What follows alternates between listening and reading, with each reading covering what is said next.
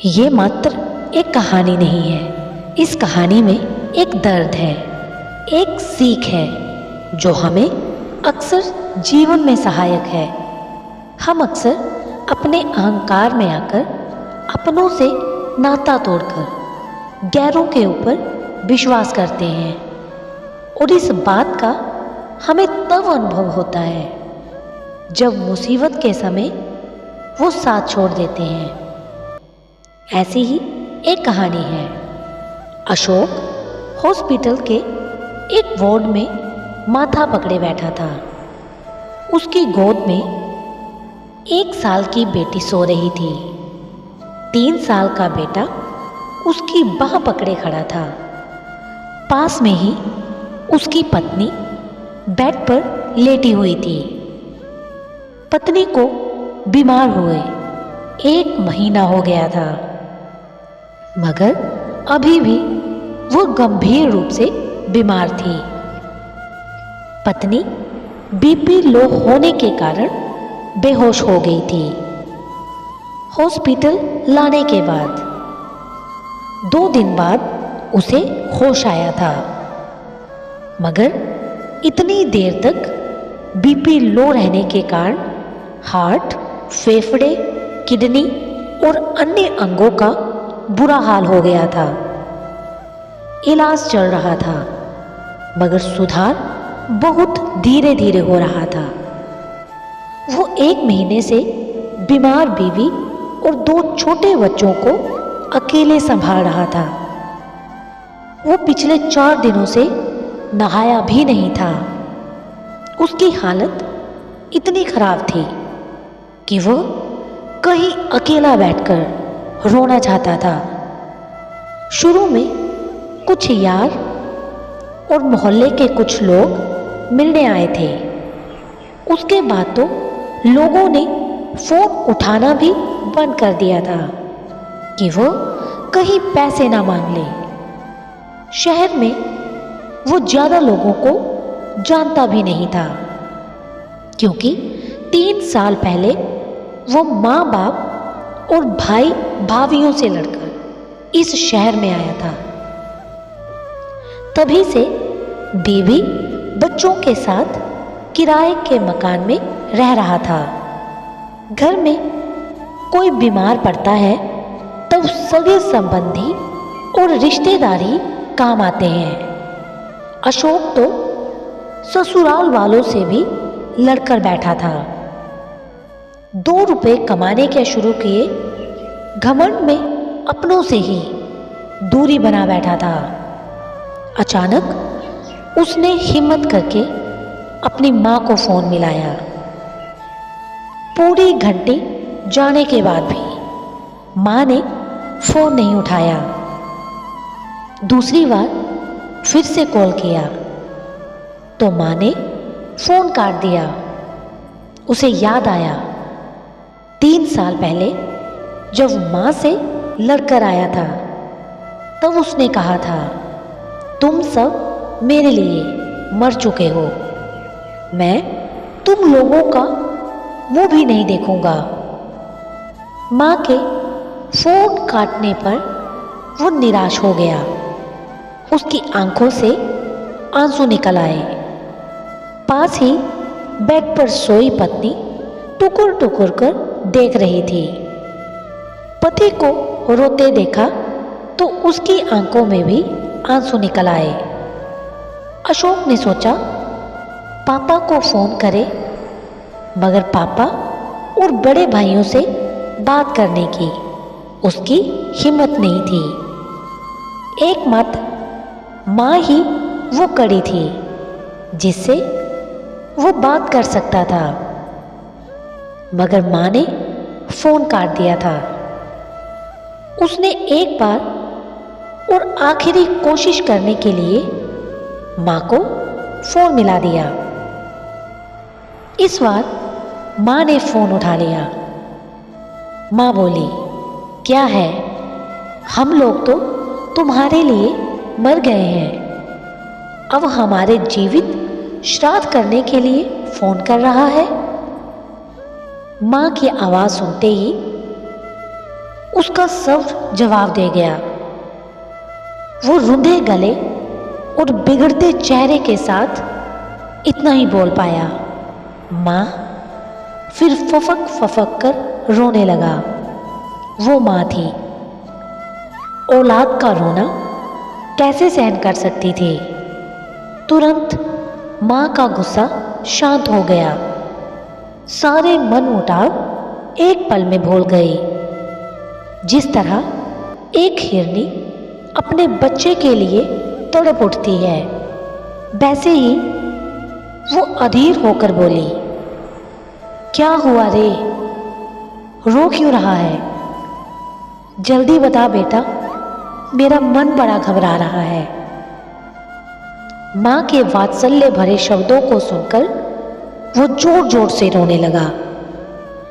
Board में दूसरे मरीज और उनके परिजन उसकी तरफ देखने लगे।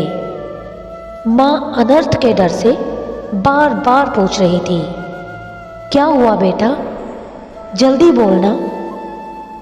वो रुंधे गले से बोला, माँ, तेरी बहू 1 महीने से हॉस्पिटल में भर्ती है।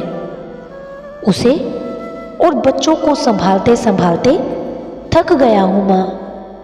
माँ बोली, तू अकेला कहाँ है? हम हैं ना।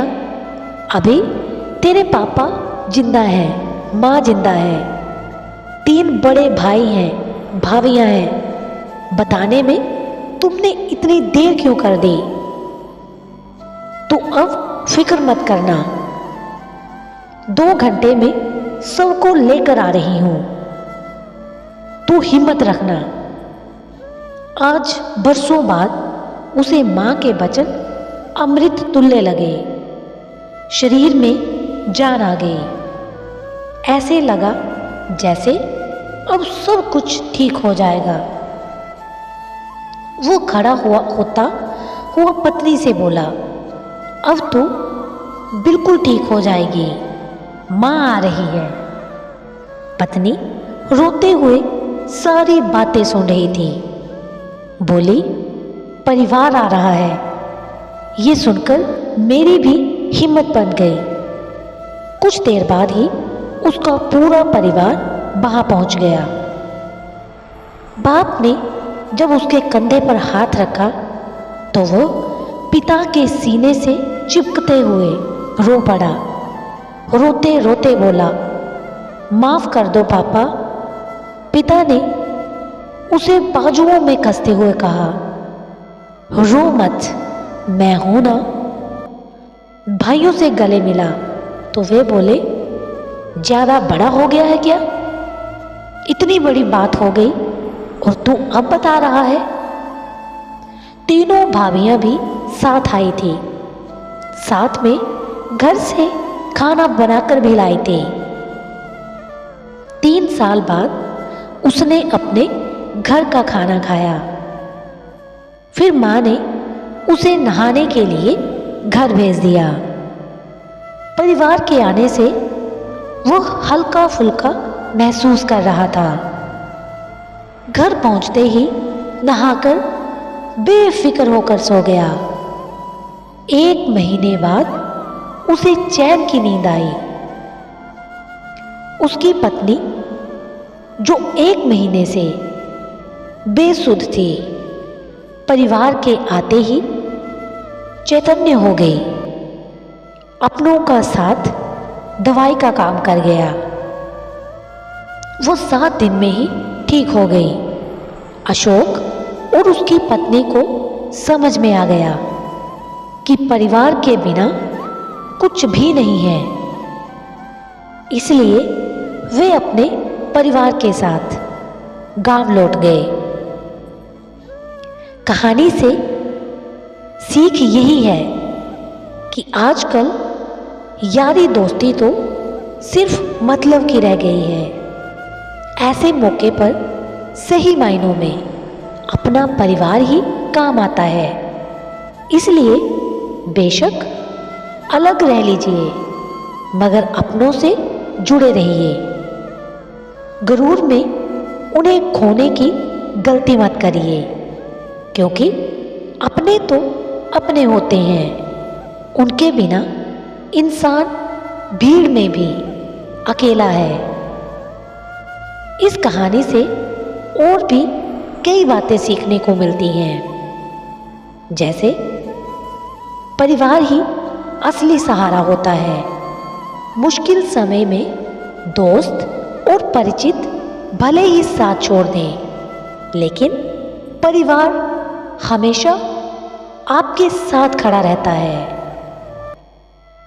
गुरूर और अहंकार रिश्तों को तोड़ देता है। कभी कभी इंसान अपने अहंकार में अपनों से दूर हो जाता है, लेकिन जब मुश्किल आती है तब वही परिवार सबसे बड़ा सहारा बनता है। माता पिता का दिल बहुत बड़ा होता है। माता पिता कितना भी नाराज क्यों ना हो, जब संतान दुख में होती है तो वे अपने सारे गिले शिकवे भूल जाते हैं और उनकी मदद के लिए दौड़े चले आते हैं। सच्चे अपने वही होते हैं जो बिना स्वार्थ के साथ देते हैं। जब अशोक के पास पैसा था तब दोस्त और रिश्तेदार थे, लेकिन जब जरूरत पड़ी तो सब दूर हो गए। अंत में परिवार ने ही साथ दिया। माफी मांगने से रिश्ते और मजबूत होते हैं। अशोक ने जब अपने पिता से माफी मांगी तो उन्होंने तुरंत उसे माफ कर गले से लगा लिया। इससे पता चलता है कि अपने रिश्तों को बचाने के लिए अहंकार छोड़कर माफी मांगनी चाहिए। अपनों का साथ सबसे बड़ी दवा है। अशोक की पत्नी जो महीनों से बीमार थी, अपने ससुराल वालों के आने से कुछ ही दिनों में ठीक हो गई। ये दिखाता है कि भावनात्मक सहारा भी किसी दवा से कम नहीं होता। जीवन में रिश्तों को प्राथमिकता दें। पैसा, दोस्ती और बाहरी दुनिया से ज़्यादा जरूरी हमारे अपने लोग होते हैं। उन्हें कभी भी नज़रअंदाज ना करें। ये थी आज की कहानी। फिर मिलेंगे नई कहानी के साथ। तब तक के लिए अपना ख्याल रखना और ऐसी ही कहानियाँ सुनने के लिए चैनल को सब्सक्राइब और बेल आइकन को प्रेस करना मत भूलना।